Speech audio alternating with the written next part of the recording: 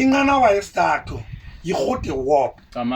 Yayisithi loo nto abantu ekuyiwa kubo mabaxelelwe ngethemba elilungileyo, ithemba elihle, ukuze bawutshone emangcwabeni benethemba lomhla wovuko bebefe behlupheka.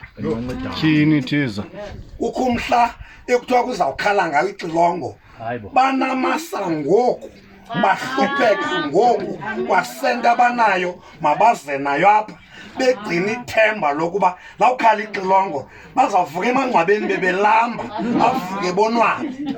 notshe Qhawula amakhamandela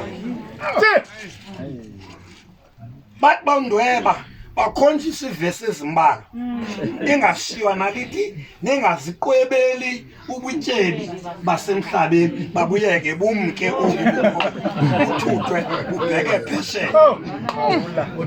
qhawula mawawu.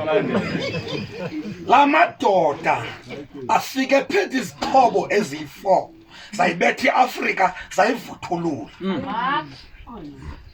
Isixhobo sokuqala yipolitiki, Camako tata. isixhobo sesibini yimfundo, isixhobo sesithathu yikawe.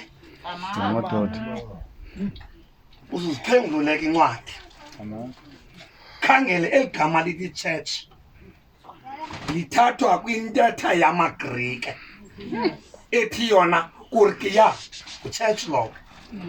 Njembe sisingesi uchurch, ngeAfrikaans uzawuthi kerk, ngesiGrika apha thathwa khona kurkia. Xa utshekisha ukurkia uthetha ntoni?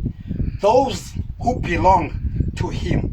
Uhim, u-H une-capital letter, ithetha uba sacalulwa kwangayo uba kukho abantu bakaThixo, kukho abangengobakhe. tyhini Camako tata. asicamagushe Amagushana camagu makatyebi camagu.